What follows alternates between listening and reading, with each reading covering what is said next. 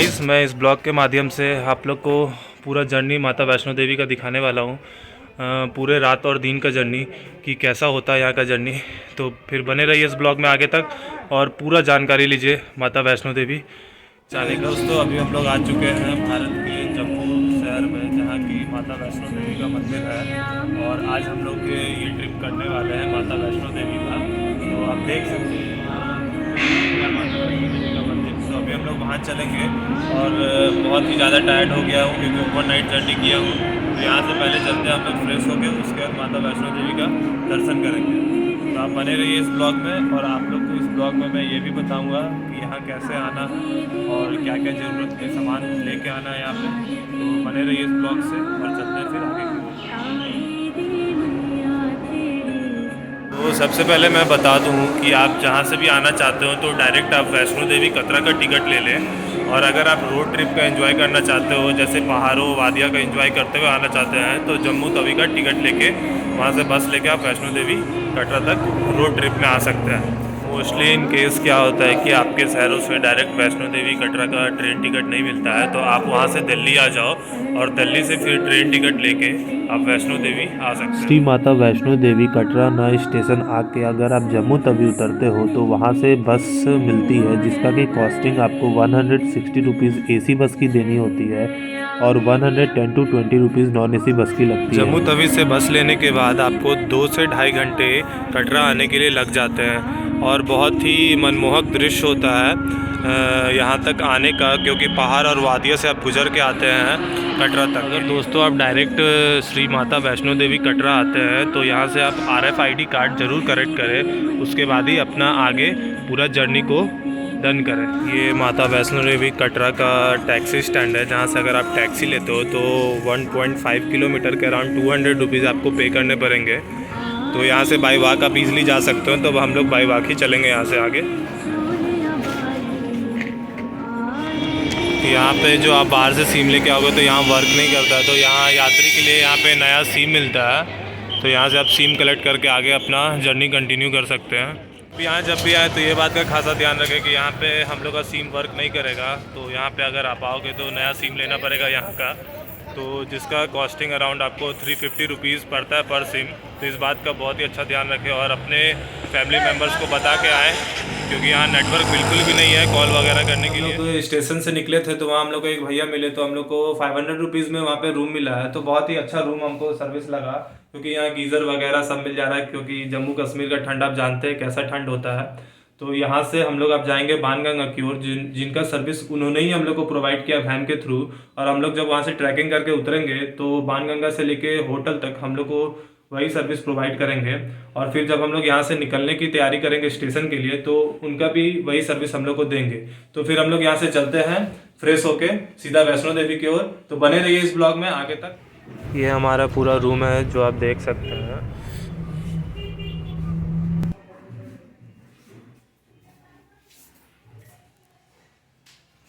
हम लोग अभी यात्रा पंजीकरण कक्ष के पास आ गए हैं। तो यहाँ से भी हम लोग लाइन लगेंगे और लाइन लगने के बाद हम लोग को RFID कार्ड रिसीव होगा। ध्यान रखिए कि आप अपना आधार कार्ड लेके ज़रूर आएँ, तभी आपको ये कार्ड रिसीव होगा। उसके बाद हम लोग ने RFID कार्ड को रिसीव किया है, जो कि बहुत ही ज़्यादा मैंडेटरी है, क्योंकि गवर्नमेंट ने इसे मैंडेटरी बोला है। और अगर आप ये नहीं लोगे तो आपका ऊपर जाने के बाद कोई दर्शन नहीं होगा। तो इसे आप ज़रूर नीचे ही ले लें, उसके बाद ही आप अपना यात्रा को शुरू करें। तो चलिए यहाँ से हम लोग यात्रा को प्रारंभ करते हैं। जय माता। गाइस, अगर अभी तक आप लोग ने चैनल को सब्सक्राइब नहीं किया तो ज़रूर सब्सक्राइब कर लीजिए चैनल को। और हम लोग अभी आगे बने रहते हैं इस ब्लॉग में। तो जय माता दी। हम लोग जर्नी स्टार्ट हो गया दोस्तों, और यहाँ से हम लोग चलेंगे अब ऊपर की ओर। तो चलते हैं फिर आगे। बाणगंगा से लेके अर्धकुमारी तक के लिए घोड़े की सुविधा दी जाती है, जिसका कि चार्जेस 1000 से 1200 रुपये तक की होती है। थोड़े दूर चलने के बाद ही हम लोग बाणगंगा के पास आ चुके हैं। तो ये हमारा पहला पॉइंट था जहाँ हम लोग क्रॉस करना था, ये बाणगंगा है। तो मैं आपको इसके बारे में बताऊंगा फिर आगे ब्लॉग में।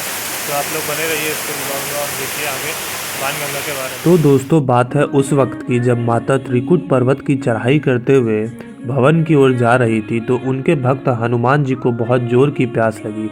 तो हनुमान जी ने माता से अनुरोध किया कि मुझे माँ बहुत जोर की प्यास लगी है, तो माता ने अपने बाण चला के वहाँ गंगा जी को प्रकट किया। तो माँ गंगा ने फिर माता से अनुरोध किया कि जिस प्रकार आपने मुझे निमंत्रित करके मुझ पे आभार किया, उसी प्रकार मुझे स्पर्श करके मुझे धन्य करें। तो फिर माता ने यहाँ अपने बालों को धोया और इसलिए इसे बाण गंगा के नाम से जाना जाता है और यहाँ का जल बहुत ही पवित्र होता है। तो फाइनली फ्रेंड्स हम लोग बाणगंगा से निकल के अब अर्धकुमारी की ओर जा रहे हैं और आप देख रहे हो कि हम लोग हाल क्या हो चुका है, लेकिन फिर चलते हैं हम लोग आगे, कि अभी दोपहर के 2 बज रहे हैं और अभी हम लोग यहाँ से बाणगंगा से निकले हैं। तो देखते हैं फिर अर्धकुमारी तक हम लोग कब तक पहुँचते हैं, तो चलते हैं फिर आगे।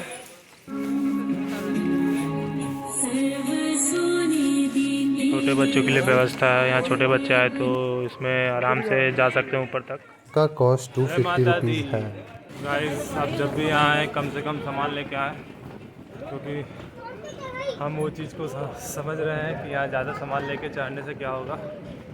तो जितना कम सामान लेके आप बैग में आ सकते हो उतना कम सामान लेके ट्रैकिंग करें। तो फिर चलते हैं हम लोग। यहाँ आने के लिए सबसे पहले वैष्णो देवी कटरा स्टेशन पे उतर जाए, वहाँ से 1 से 1.5 किलोमीटर बाणगंगा है। तो आप पहले बाणगंगा है, ना कि रोड पे लड़के लोग को सुनते हुए रूम ले ले, क्योंकि रूम वेस्ट ही जाएगा मेरे हिसाब से। और आप जब ट्रैकिंग करोगे तो आप बाणगंगा में नहा लो और फिर वहाँ से ईज़िली आप फ्रेश होकर वहाँ से निकल सकते हो बिना पैसे खर्च किए हुए। तो मेरे हिसाब से आप बाणगंगा ही डायरेक्ट आओ, ना कि रूम वगैरह लो। आप माता के भवन में जब भी आने का समय निकालें तो आप ज़रूर एक बात का ध्यान रखें कि यहाँ कम से कम 50 घंटे का टाइम लेके आएँ, उसी हिसाब से अपना रिटर्निंग टिकट वगैरह ज़रूर कटाएं।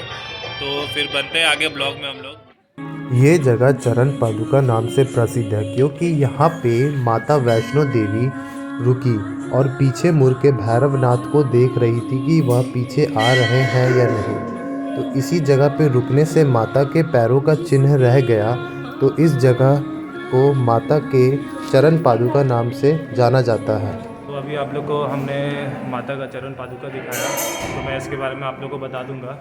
तो फिर आगे देखिए। अभी हम लोग चरण पादुका से बाहर आ गए, तो हमारा बाणगंगा के बाद चरण पादुका था, उसके बाद हम लोग आप चलेंगे अर्धकुमारी की ओर। यहाँ पे आपको सब कुछ निःशुल्क मिल जाते हैं, जैसे कि ब्लैंकेट, क्लॉक रूम और बहुत ही सुविधाएं हैं जो कि निःशुल्क। आपको थोड़े दूर पे निःशुल्क पानी की भी व्यवस्था मिल जाएगी, जिसमें नॉर्मल, ठंडा, गर्म पानी सभी अवेलेबल है। तो ये भी बहुत ही अच्छा चीज़ है। ये पूरा अराउंड 16 किलोमीटर का चढ़ाई है, जिसमें कि हम लोग चरण पादुका भी क्रॉस किए हैं। तो हम लोग का 2 किलोमीटर चढ़ाई पूरा हो गया। सच बताए तो हालत ख़राब हो चुका है हमारा। ऐसे ही ऊपर जाते वक्त बहुत सारे आपको छोटे छोटे दुकान मिल जाएंगे खाने वगैरह के लिए।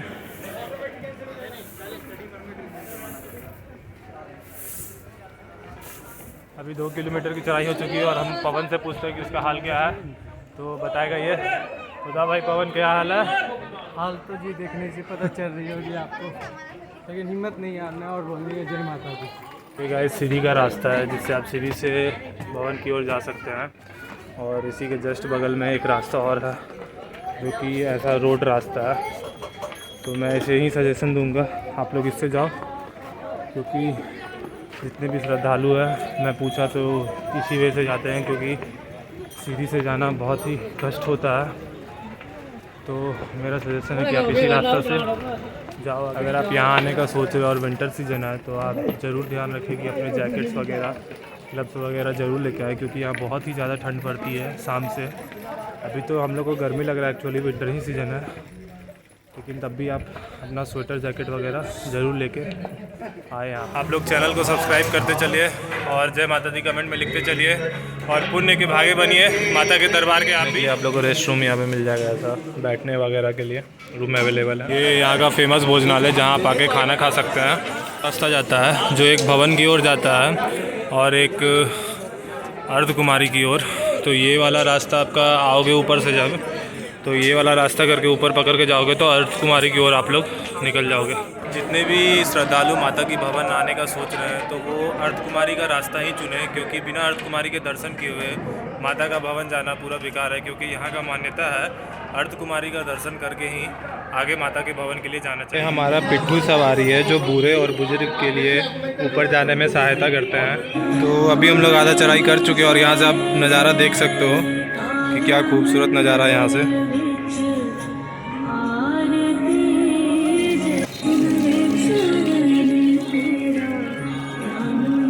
अर्थ कुमारी के रास्ते से थोड़े से ऊपर आते हुए आपको टॉयलेट और वेटिंग हॉल मिल जाएंगे। अगर आप यहाँ लोकल सिम लेके आते हो तो यहाँ पे आपको लैंडलाइन यूज़ करने के लिए मिल जाएंगे, जो कि 5 रुपये पर मिनट रेट है।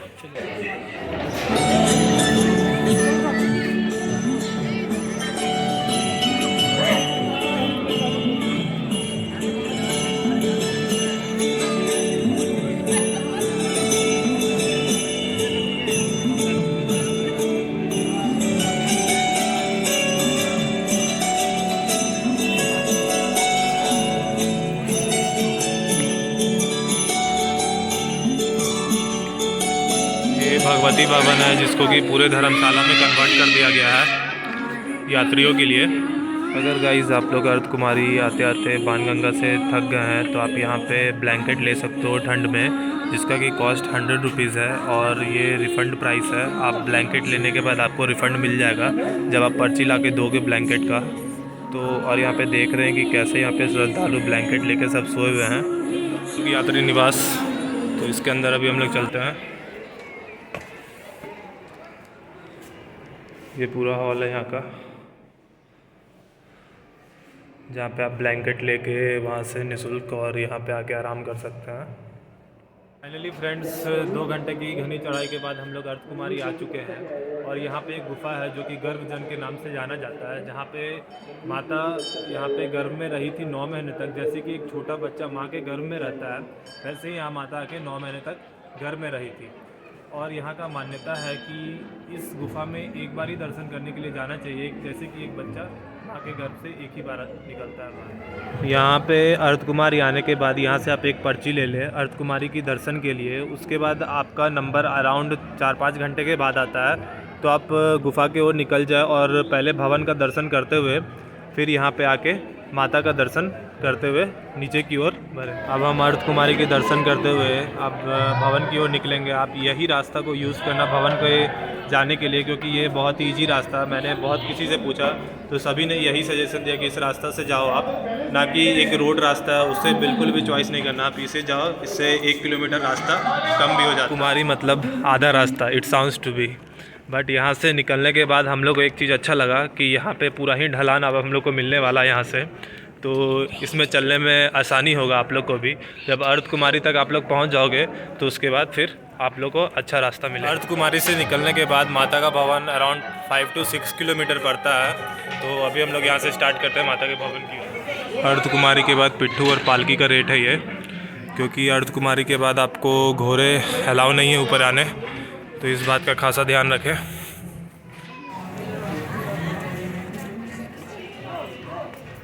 ये अर्थ कुमारी से थोड़े दूर जाने के बाद पुलिस चेक पोस्ट आता है, तो यहाँ अभी चेकिंग होगा, फिर आगे बढ़ने के लिए हम लोग को मिलेगा। आपको रास्ते में 2-3 जगह ATM मिल जाते हैं जम्मू कश्मीर बैंक। मैं यहाँ से अब आगे बढ़ने से पहले आप लोगों को कुछ जानकारी देना चाहता हूँ कि जिस जगह पे माता ने भैरवनाथ का वध किया था वो भवन नाम से प्रसिद्ध है। और वहाँ से आप माता जो विराजमान है वो दाएं काली देवी है, बाएं में सरस्वती जी है और बीच में लक्ष्मी जी विराजमान है। बहुत ही खूबसूरत नज़ारा है, आप लोग देख सकते हैं।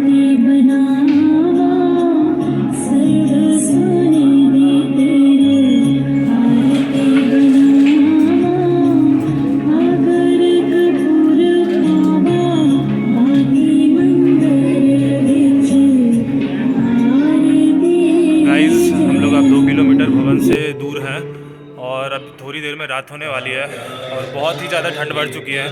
तो आप जब भी यहाँ आए, अगर आपको लग रहा है कि आपका जर्नी रात में होगा तो आप ज़रूर अपने साथ ग्लव्स, स्वेटर, कैप वगैरह लेके चलें कि आपको दिक्कत ना हो रास्ता में।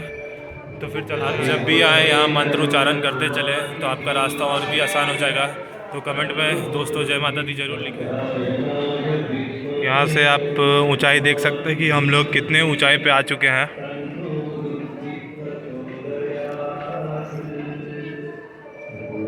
सच बोलूँ तो बहुत ही ज़्यादा ठंड बढ़ चुकी है और अब मेरा मूड नहीं है ऊपर जाने का, लेकिन जय माता दी बोलते हुए मैं आगे बढ़ रहा हूँ। आप लोग भी कमेंट में जय माता दी लिखें और और चैनल को सब्सक्राइब करें। आप लोग के लिए मैं इतना मेहनत करके ब्लॉग बना रहा हूँ इस ठंडी में। वो बहुत देर चलने के बाद हमारा एक किटकैट ब्रेक बनता है। फाइनली अब रात हो गया और हम लोग को माता का भवन दिख गया है। तो यहाँ से हम लोग चलते हैं माता की भवन की ओर। तो बोलो जय माता दी। ये माता रानी के भवन का रास्ता है जो कि बहुत ही खूबसूरत आप लोगों को नज़र आ रहा होगा रात को। Really the beauty looks like a haven.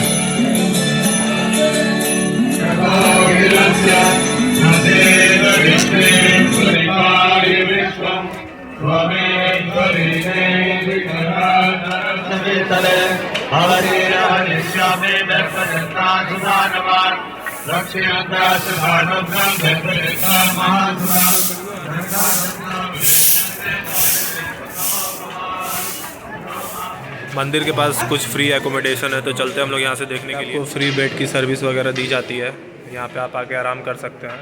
Finally friends हम लोग आ चुके हैं माता के भवन, जो कि 4 घंटे का कठिन चढ़ाई था। और आप देख सकते हैं माता के भवन की तो बहुत ही खूबसूरत नज़ारा है रात का। तो यहाँ से हम लोग चलेंगे लॉकर की तरफ, जहाँ पे हम लोग का फ़ोन बैग वगैरह सब ले लिया जाएगा। तो वहाँ से हम लोग वीडियो से नहीं जुड़ेंगे, तो उसके आने के बाद आप लोग को पूरी जानकारी देंगे। तो बने रहिए इस ब्लॉग में। तो देख सकते हैं माता के दर्शन के लिए यहाँ श्रद्धालु कैसे लाइन बनाए हुए हैं। ये लॉकर नंबर 2 और 3 का रास्ता है जो कि नीचे की ओर जाता है यहाँ से। तो मेरा सजेशन रहेगा कि आप लोग लॉकर नंबर 1 में ही जमा कर दें, क्योंकि यहाँ पे सीढ़ी से उतर के नीचे जाना पड़ेगा लॉकर नंबर 2, 3 के लिए। हम लॉकर रूम के पास आ चुके हैं। यहाँ से आप लॉक लेके फिर इसमें अपना सामान वगैरह रख सकते हैं और की अपने साथ ले जाके माता का दर्शन करके फिर यहाँ से सामान वापस लेके जाओ। तो गाइस मैं जा रहा हूँ भवन की ओर, थोड़ी देर में आके आप लोग से मिलता हूँ। तो मैं आ गया हूँ। कैसे हो दोस्तों आप लोग? बोलो शेरों वाली मैया की जय। हम लोग का दर्शन हो चुका है माता का और अभी वहाँ पे 2 गुफा थे, तो हम लोग दोनों गुफा का दर्शन किए अच्छे से। और अब हम लोग यहाँ से निकलेंगे आगे की ओर। तो चलते हैं फिर हम लोग लाइन में 6:30 बजे लगे थे और 9:30 बजे हम लोग का दर्शन हो गया। मतलब 2 घंटा हम लोग का दर्शन करने में लगा है। तो अभी यहाँ से हम लोग आगे ऊपर की ओर चलेंगे। रात हो गई है, रात की 9:30 बज रही है। हम लोग अब ऊपर की ओर चलते हैं। तो इधर से हम लोग भैरव बाबा के मंदिर के लिए निकल चुके हैं। रात का 9:30 बज रहा है और हमारा बहुत ही बुरा हाल है क्योंकि बहुत ही ज़्यादा ठंड है। तो आप लोग जब भी आएँ कृपया करके अपना स्वेटर, ग्लव्स, कैप वगैरह सब लेके चले। ये भैरव बाबा का रास्ता पकड़ते ही हम लोग एक चाय पी लेते हैं क्योंकि थोड़ा गर्मी चाहिए, बहुत ही ज़्यादा रात हो गई है गाइस। और यहाँ पे चाय खाना वगैरह का बहुत ही अच्छा प्रबंध है। और इतने ऊंचे पहाड़ों पे ऐसा मार्केट देख रहे हो आप, बहुत ही अच्छा है इन लोग का। इन लोगों को थैंक्स हमारे तरफ से। भैरव बाबा के मंदिर की ओर बढ़ते हुए ये सूचना मिली कि घोड़े, पिट्ठू और पालकी वाले को यहाँ से जाना बहुत ही सख्त मना है। तो इस बात का आप लोग ध्यान रखें ज़रूर। यहाँ से भैरव घाटी मंदिर सिर्फ 2 किलोमीटर दूर है। तो गाइस आप लोग देख रहे हैं कि मैं मफलर लगाया हूँ, शायद आप लोग को आवाज़ नहीं जा रही होगी, लेकिन तब भी बहुत ज़्यादा ठंड है। आप इस चीज़ को ध्यान रख के यहाँ पे आइए। गाइस आप हमारे पीछे चढ़ान देख सकते हैं भैरव घाटी के। यहाँ पे ऑक्सीजन का भी बहुत ज़्यादा कमी हो रहा है और रात का वक्त है। तो फिर चलते हम लोग आगे। भैरव मार्ग का रास्ता है, आप देख सकते हैं कि कितनी घनी चढ़ाई है यार। इस रास्ते में अभी तक पहले बाणगंगा से लेके अर्धकुमारी तक रास्ता बहुत ही ऊंचाई वाला था। उसके बाद अर्धकुमारी से लेकर माता का भवन तक बहुत ही अच्छा रास्ता लगा मुझे। उसके बाद माता के भवन से ये भैरव जी पे जाने में तो हमारा हालत ख़राब हो चुका है क्योंकि बहुत ही ज़्यादा चढ़ान है यहाँ पे। तो आप लोग को भी दिखाता हूँ मैं। तो चलिए फिर ब्लॉग में आगे। और अभी तक आप लोग ने सब्सक्राइब नहीं किया तो जल्दी से चैनल को सब्सक्राइब कर लीजिए। तो गाइस अभी हम लोग भैरव बाबा के मंदिर की ओर जा रहे हैं और हालत तो मत पूछो कि बहुत ही ख़राब हो चुका है, आप बता नहीं सकते हैं। बहुत ही ज़्यादा चढ़ान है माता के भवन के बाद, बहुत ही ज़्यादा चढ़ान है। और रात का समय हो चुका है, रात का भी 10 बज रहा है। तो फिर हम लोग यहाँ से आगे चलते हैं। अभी हम लोग 1 किलोमीटर की जर्नी पूरी कर चुके हैं, तो चलते हैं फिर आगे। तो गाइस मैंने सुबह भी घूमा पूरा वैष्णो देवी और रात का भी जर्नी कर रहा हूँ। तो मैं आप लोग का एक्सपीरियंस बताऊँगा कि रात का जर्नी बेटर है या सुबह का, आप उस हिसाब से यहाँ पे आना। तो चलते हैं फिर आगे। आपको माँ के दरबार से भैरव बाबा तक रात भर श्रद्धालु जाते हुए मिलेंगे। तो आपको ये नहीं सोचना है कि ऊंची पहाड़ों पे कैसे जाएं। तो तो आप आराम से जा सकते हो। बहुत ही ज़्यादा श्रद्धालु चलते मिलते हैं। माता के भवन से निकलते ही हमें भैरवनाथ जाते हुए रास्ते पे कुछ ही दुकान मिलेंगे, तो आप नीचे ही नाश्ता वास्ता करके ऊपर चले। दर्शन करने के बाद आप यहाँ से रोपवे से भी नीचे जा सकते हैं, जिसका कॉस्टिंग अराउंड 1000 रुपीज़ है।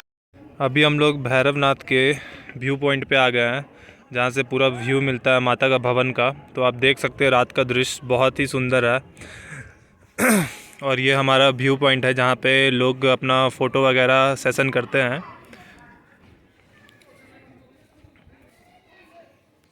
भैरव बाबा का मंदिर का नहीं, लेकिन यहाँ का मैं आप लोगों को दृश्य दिखा दे रहा हूँ। बाबा जी की विभूति यहाँ मिल जाती है, लोग ले रहे हैं यहाँ पे विभूति। जयकारा शेरा वाली दा बोल सांचे दरबार की जय। जय माता दी दोस्तों।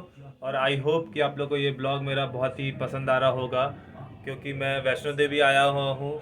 और आप जब भी आओ यहाँ पे तो एक बात का ज़रूर ध्यान रखो कि आप बाणगंगा से होके अर्धकुमारी के लिए जाओ, अर्धकुमारी से होके वहाँ पे टोकन ले लो और उसके बाद माता के भवन की ओर निकल जाओ, फिर वहाँ से भैरवनाथ के मंदिर की ओर चले जाओ। और जब आप रिटर्न आओ तो वो टोकन का यूज़ करके आप अपना नंबर के हिसाब से अर्धकुमारी का दर्शन करते हुए कटरा की ओर निकल जाओ। तो thank you for watching my blog. I hope आप लोग को ये ब्लॉग बहुत ही ज़्यादा पसंद आया होगा। Please like and subscribe my channel #Mohit blogs.